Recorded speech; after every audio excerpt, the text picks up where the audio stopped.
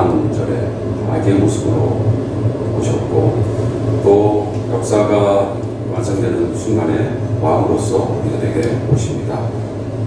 이중적으로 예수의 오심을 기다리는 절기입니다. 이때 우리에게 오늘 주어진 복음서의 본문에 세례 요한이 등장합니다. 세례 요한이 광야에서 선포를 하고 있을 때 당시 예루살렘에 있었던 종교인들은 굉장히 불안해하기 시작했습니다. 그들이 예루살렘 성전에서 종교적인 모든 분야에 대해서 가장 권위를 갖고 모든 것을 결정하고 주도권을 갖고 있다고 생각했었는데 많은 사람들이 광야로 가서 세례 요한이 외치는 소리에 귀를 기울이기 시작했습니다. 그래서 그들은 사람들을 보내서 도대체 세례 요한이 누구인지 그가 전하고자 하는 그 메시지가 무엇인지 궁금해서 묻게 되었습니다. 그러자 세례 요한이 자신이 누구인지에 대해서 대답을 한 것이 오늘 본문의 내용이 되겠습니다. 세례 요한은 빛에 대해서 증언을 하기 위해서 온 자였지만 그는 빛은 아니었습니다. 그는 그리스도에 대해서 예언하기 위해서 온 자였지만 그러나 그는 그리스도는 아니었습니다. 그가 빛에 대해서 알고 그리스도에 대해서 알았지만은 그러나 그가 주인공이 아니고 그가 영광을 받아야 할 대상이 아니고 그가 숭배를 받아야 될 대상이 아니라는 것을 그는 확실히 했습니다. 그리고 겸손하게 자기 자신을 앞으로 오실 그분에 비하면 나는 아무것도 아닌 존재입니다. 나는 그분의 신과 끈을 불만한 자격도 없습니다. 이렇게 이야기를 했다고 전해집니다. 당시의 종교 지도자들과 세례 요한의 이 관계를 생각하면서 우리들은 이 말씀이 바로 오늘 우리들에게 주는 말씀이 아닌가 생각해봅니다. 오늘의 종교 지도자들, 오늘의 세례 요한이 누구인가, 오늘의 예루살렘 성전과 오늘의 광야가 어디인가에 대해서 우리가 깊게 생각해 볼 수밖에 없습니다. 당시 유대는 로마의 지배하에 있었습니다. 예루살렘을 중심으로 한 그 종교 지도자들은 오늘 본문에는 바리새인도 나오고 제사장들도 나오고 서기관들도 나옵니다. 그들은 로마와 협력함으로써 여러 가지 특권을 누리면서 종교를 통해서 굉장히 안락하고 또 안전한 삶을 누리고 있었습니다. 그들은 아마도 로마가 영원히 번영할 것이고 또 자기들을 영원히 지켜줄 것이라는 확신이 있었던 것 같습니다. 그러나 불과 몇십 년이 지나고 나서 예루살렘 성전이 파괴되었고 거기에 자리 잡고 있었던 모든 종교 지도자들은 뿔뿔이 세상 곳곳으로 쫓겨날 수밖에 없었습니다. 그렇게 믿었던 로마가 결국은 예루살렘을 멸망시키고 말았습니다. 이와 같이 헛된 꿈을 품고 있었던 종교인들, 그들은 우리 인류의 역사에 많이 등장합니다. 나치 하에 기독교인들이 그랬습니다. 또한 일제강점기 하에 많은 교회도 그 일제의 점거가 오래되면 오래될수록 변절하여서 일제와 협력하는 기독교인들이 대부분이었습니다.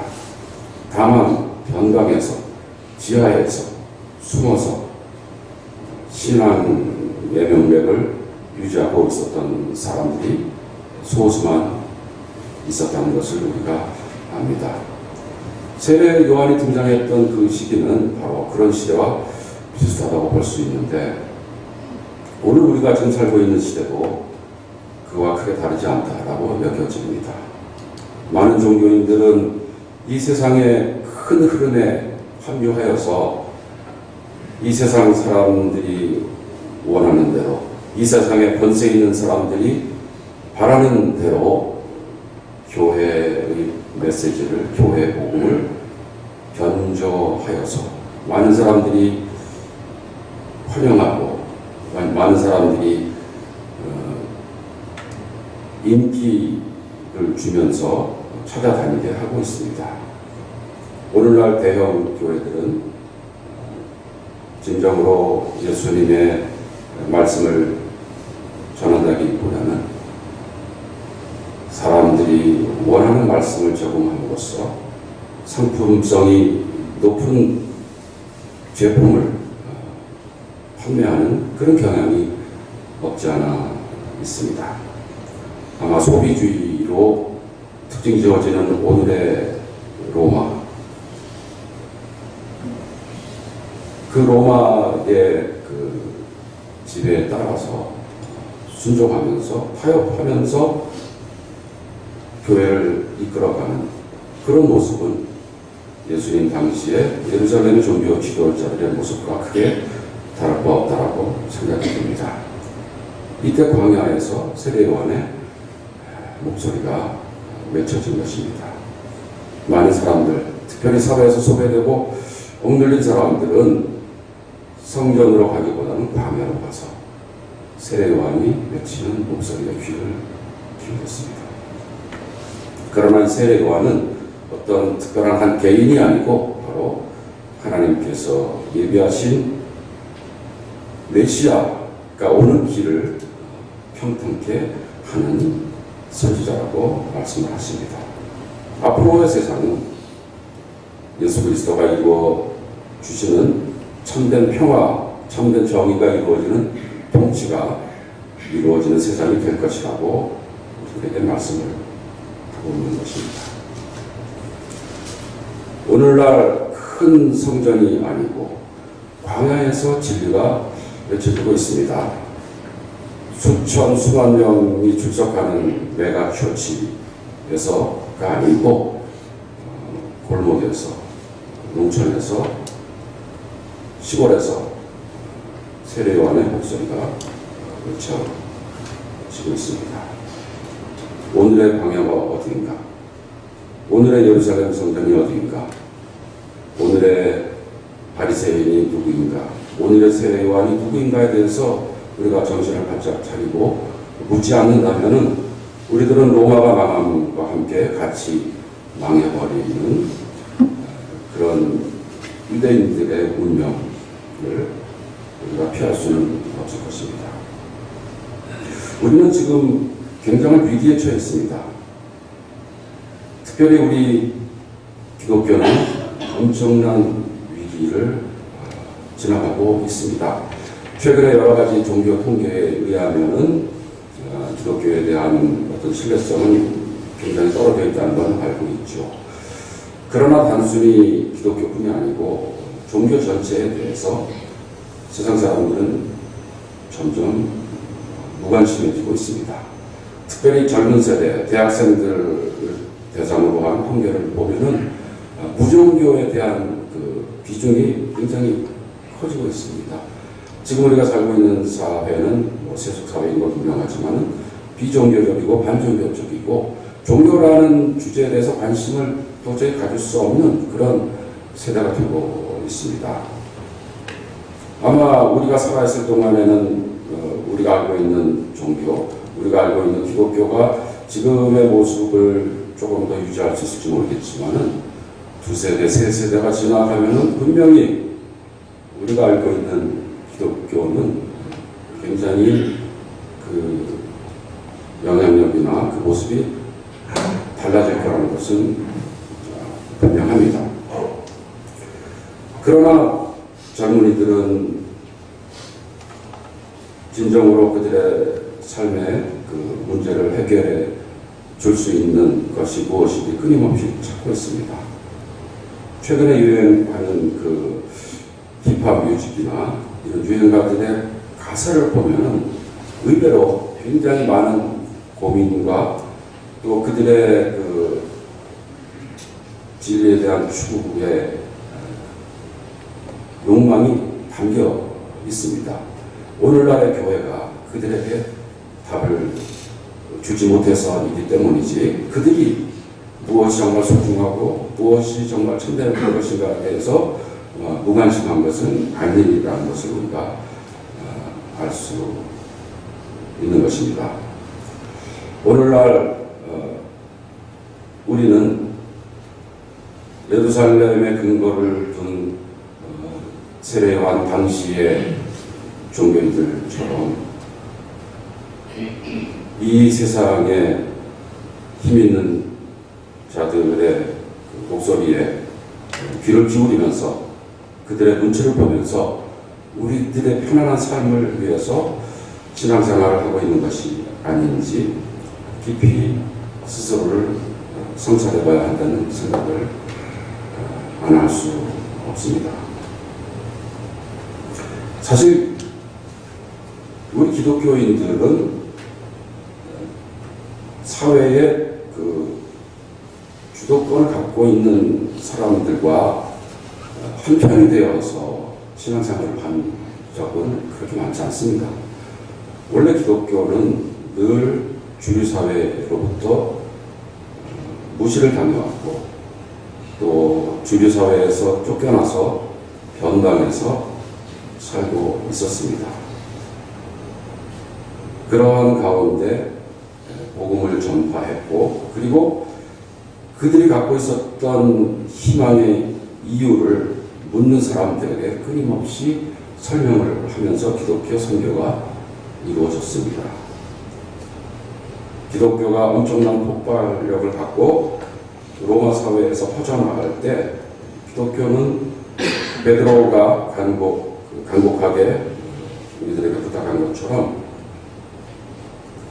여러분의 마음속에 그리스도를 주님으로 모시고 주위에 있는 사람들을 거룩하게 대하십시오. 이런 말씀을 받아들이면서 생활을 하였습니다. 그러면서 여러분이 가진 희망을 설명하여 주기를 바라는 사람에게는 언제나 답변할 수 있게 준비를 해 두십시오. 현대인의 성경 번역을 보니까 이렇게 번역을 했습니다. 여러분이 간직한 희망에 대해서 그 이유를 묻는 사람에게는 언제나 부드럽고 공손하게 대답할 준비를 하십시오. 이렇게 번역을 했습니다. 당시에 로마의 문명 속에서 그리스도인들은 그들이 갖고 있는 복음을 전할 때 굉장히 조심스럽게 부드럽고 공손한 자세로 그들과 대화를 하였다는 것을 우리가 알 수 있습니다. 이러한 모습이 근본적으로 바뀌게 된 것은 바로 4세기에 콘스탄틴 황제에 의해서 기독교가 국교화된 다음부터입니다. 이때부터는 갑자기 기독교적인 복음이 대화라든가 소통의 방식이 아니고 위에서부터 아래로 내려오는 일방적인 지시와 같은 방식으로 바뀌게 되었습니다. 더 이상 교회가 주변이나 변방에 있는 것이 아니고 중심에 위치하게 되었습니다. 기득권자와 또 신앙인은 같은 편이 되게 된 것입니다. 그런 세월이 1000년 동안 이어지게 된 것이죠. 얼마나 긴 세월입니까? 원래 기독교의 모습이 많이 변질이 되었습니다. 근데 인문학의 여러 도전과 또 종교개혁으로 인하여서 그 모습이 많이 바뀌긴 했지만 오늘날 우리 한국교회, 세계교회의 모습을 볼 때 여전히 기독교가 주류 세력과 한편이 되어서 그들을 위해서 또 그들의 눈치를 보면서 기독교 신앙의 메시지를 적절하게 조절하면서 살아가는 것이 아니라는 그런 우려를 떨쳐버릴 수 없습니다. 세례 요한이 광야에서 외치는 그 목소리는 바로 오늘의 예루살렘 성전에 근거하여서 신앙생활을 하고 있는 우리들에게 던져주는 메시지가 아닌가 하는 생각을 해보게 됩니다. 세례 요한은 빛은 아니었고 그 빛을 증언하기 위해서 온 사람이었습니다. 세례 요한은 광야에서 외치는 이의 소리였고 그는 주님의 길을 그렇게 하기 위해서 우리에게 보내준 그런 사람이었습니다.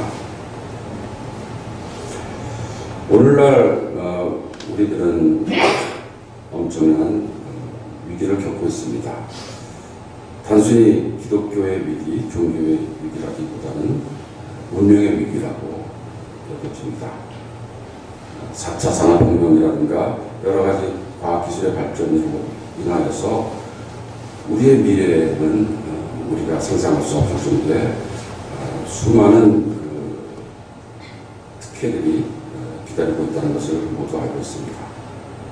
그러나 우리 인류가 만든 이 문명의 위기들은 모든 인류를 편안하고 평화스럽게 살도록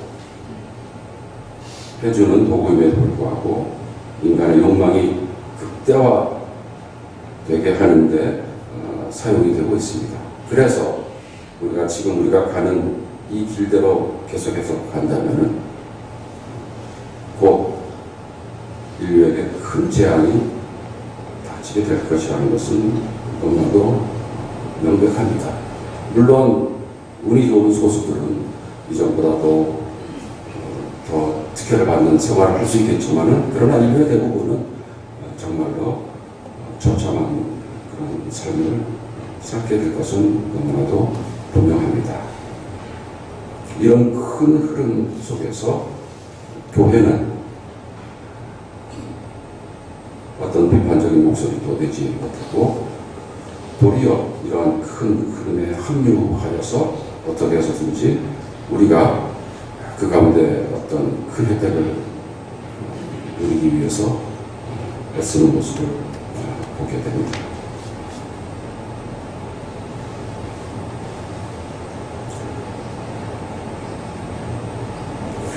저는 지금까지 우리 기독교가 혹은 신학이 우리 기독교인들이 갖고 있었던 예루살렘 중심적인 종교관의 모든 문제의 원인이 있다고 생각이 됩니다. 이미 우리는 더 이상 기독교 문화권에 사는 것도 아니고 또 기독교 국가에 사는 것도 아닙니다.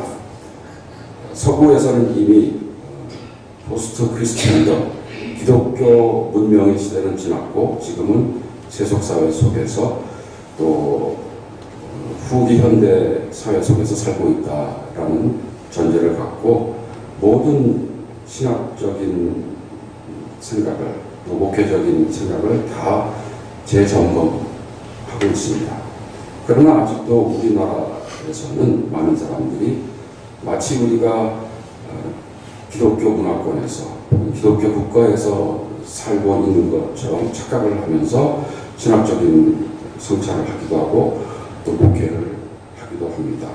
우리만의 작은 기독교 국가, 우리만의 작은 기독교 세계를 만들어 놓고 교회가 모든 것의 중심이 되고 교회가 모든 것을 다 통제한다는 생각을 갖고 신앙생활을 하고 있는 것 같습니다. 서구 사회에서는 오랫동안 교회는 곧 사회였고 사회는 곧 세계였습니다. 그런 모델이 오랫동안 유지가 되어 있습니다. 왔습니다. 그러나 지금은 그러한 틀을 벗어버리고 세속의 큰 흐름 속에서 교회의 갈 길이 무엇인지에 대해서 고민하는 것이 서구의 교회의 모습이라고 생각할 수 있습니다. 저는 이런 배경 속에서 우리가 생각해야 될 어떤 새로운 사고방식이 아카펠라적인 사고방식이다라는 생각을 해보게 되었습니다. 아카펠라 하면 여러분들이 다 아시죠? 노래 할 때 반주 없이 하는 게 아카펠라인데, 그 의미를 좀 들어가 보면은 아카펠라라는 그 말은 성 마틴이라는 사람의 이야기가 연관이 되었습니다. 이 성 마틴이라는 성인은 316년에서 398년 동안 헝가리 지역에서 살았던 성자인데요. 이분이 어느 추운 날 가다가 보니까 그 헐벗은 거지가 있어서 자기가 입고 있었던 외투를 반을 잘라서 그 사람에게 주었다고 합니다. 근데 보니까 나중에 그 사람이 예수로 변했다고 합니다. 그래서 그 성 마틴이 이제 주고 난 나머지 외투 조각을 그것을 이제 케이프라고 하는데요.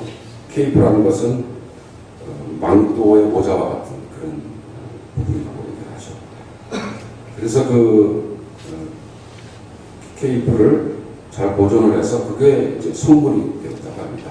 그래서 그 성물을 잘 보존을 했다가 나중에 프랑크 왕이 전쟁을 할 때마다 그 성물을 꼭 갖고 가서 그 성물을 보존하는 작은 텐트를 만들어 놓고, 그리고 그 텐트를 전담하는 또 사제를 임명을 하여서 전쟁을 하였는데, 전쟁을 할 때마다 승리를 하였다고 합니다. 그래서 그 작은 텐트를 케이프를 놓는 장소다라는 뜻에서 최폴이라고 정했다고 합니다. 그러니까 케이프에서 카펠라가 나오고 이제 그게 최폴이라는 단어와 연결이 되었고, 그 최폴을 관장하는 사제를 최폴린이라고 하게 되었다고 합니다. 그래서 그 이후에 이 최폴은 어떤 의미를 띠게 됐냐면은, 교회에서는 그 본당 말고 본당보다 조그만 건물에 예배실을 만들어서 주일날 예배 보는 것 외에 다른 여러 예배나 기도회 등을 할 수 있는 그런 작은 성전을 채플이라고 하게 된 것입니다. 그리고 또 학교라든가 병원이라든가 교회가 아닌 곳에서 작은 예배실을 만들어서 그런 곳에서 예배를 드릴 때 그것을 채플이라고 하게 된 것이고, 그런 곳에서 사역하는 분을 이제 채플린이라고 하게 된 것입니다. 채플과 성전을 우리가 이렇게 비교해 본다면은, 채플은 교회는, 성전은 그것이 중심이 되어서 굉장히 크게 모든 것을 흡수하면서 예배를 드리는 그런 모델이라면은, 채플 모델은 사회의 각 영역에 들어가서 혹은 교회와 사회의 경계선 상에서 사람들이 쉽게 접근하여서, 꼭 주일이 아니어도 아무 때나 필요할 때 접근하여서 예배를 드리고 기도를 할 수 있게 해주는 통로를 열어주는 것이 바로 채플의 모델이다, 이렇게 생각을 해볼 수가 있습니다. 사실 성전 중심의 모델은 오늘 우리가 읽은 성경에서 유대인들을 중심으로 하여서 형성이 된 것이고, 또 기독교의 역사에 있어서는 콘스탄틴 이후에 1000년 동안만 사실은 이루어졌던 모델이라고 생각할 수 있습니다. 그 이전에는 성전 모델보다는 사실은 채플 모델을 통해서 기독교가 발전을 해온 것이고, 그리고 서구 사회가 아닌 모든 피선교지, 우리 한국도 포함이 되겠고 아시아나 아프리카의 여러 지역에서는 사실은 신앙의 모델은 성전 모델이라기보다는 채플 모델이었다라고 생각하는 것이 더 옳을 것 같습니다. 왜냐하면 지배적이고 주도적인 그 사회 속에서 소수자로서 혹은 주변인으로서 그들이 사회와 신앙이 만나는 곳에 채플을 짓고 신앙생활을 해왔기 때문입니다. 아카펠라라는 말의 그 문자적인 뜻은 최풀의 스타일에 따라서라는 뜻입니다. 그러니까 옛날에는 최풀에는 파이프 오르간이 없고 그렇기 때문에 악기가 없이 찬양을 하였던 데서 바로 이제 무반주를 아카펠라라고 하게 되었지만은 아카펠라의 원래 뜻은 성전 중심이 아니고 성전에서 떨어진 성문 밖에 있는 혹은 밖에와의 경계 사이에 있는 그런 곳에 그 기반을 둔 예배를 말하는 것이 되겠습니다. 다시 말하면은 교회가 세상의 중심이 아니고 세상을 향하여서 세상에 관해서 끊임없이 관심을 가지는 그런 신앙의 형태를 나타낸다고 생각할 수 있습니다. 세례 요한이 외쳤던 그 메시지는 바로 어떻게 보면은 아카펠라의 메시지라고 볼 수가 있습니다. 성전 안에서 파이프 오르간을 맡고 수백 명의 합창단이 부르는 음악을 들으면서 멋있게 드려지는 예배가 아니고 그게 어떤 전장이 될 수도 있고 병원이 될 수도 있고 학교가 될 수도 있고 또 감옥소가 될 수도 있겠지만은 대충 텐트를 치더라도 그곳에 예배하는 장소를 만들어 놓고 삶 속에 들어가서 그 속에서 그들에게 위로를 주고 그들에게 해방을 선포하고 그들에게 격려를 하고 그들에게 사랑을 베푸는 그런 예배, 그것이 바로 아카펠라적인 신앙의 원리에 입각한 예배라는 생각을 해보게 됩니다.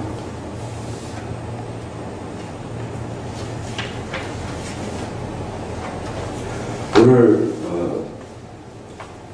이 시간에 우리들에게 광야는 어디일까요? 오늘 이 시간에 세례 요한은 어떤 인물일까요? 우리들이 대형 교회에 대한 비판을 많이 하고 오늘의 기독교에 대한 비판을 많이 하지만은 그러나 우리들이 그런 비판을 할 때 대부분 손가락을 다른 사람을 향해서 가리킵니다.